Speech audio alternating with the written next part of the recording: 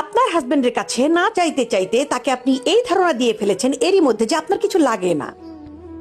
বউরা সবচেয়ে বড় ভুল করে এটা, যে হাজবেন্ডের কাছে সতী সাবিত্রী সাজতে যাওয়া, যে না আমার কিছু লাগে না, স্নো পাউডার গিফট, ঘুরতে নেওয়া, একটু স্বাদ আহ্লাদের জন্য 2টা পয়সা খরচ করা, না আমার কিছু লাগে না। এই যে ফিলটা না, এটা খুব খারাপ। আপনি আপনার হাজবেন্ডকে একবার এই ফিল দেবেন, সে ধরেই নিবে যে না এই মহিলার কোনো চাওয়া পাওয়া নাই।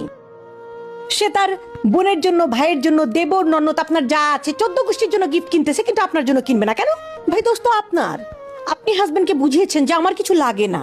একটা মেয়ে না চাইতে চাইতে তার ভিতরে একটা অসীম অপূরণীয় ক্ষতি করে ফেলে, সেটা হচ্ছে শূন্যতা। সেই শূন্যতা একসময় সে নিজেই ডুবে মরে। কেনই বা মরবে না? তার পার্টনারকে যে ভুল সিগন্যাল দিয়ে ফেলেছে যে আমি মেয়েটা কিচ্ছু লাগে না। চাইতে শেখেন, নিজের ভালো লাগা, খারাপ লাগা, স্বাদ আহ্লাদ বলতে শেখেন। মুখ বুজে থাকবেন না। মুখ বুজে থাকলে মনের কথা কেউ আকাশ থেকে টপাস করে এসে বুঝে নেবে না।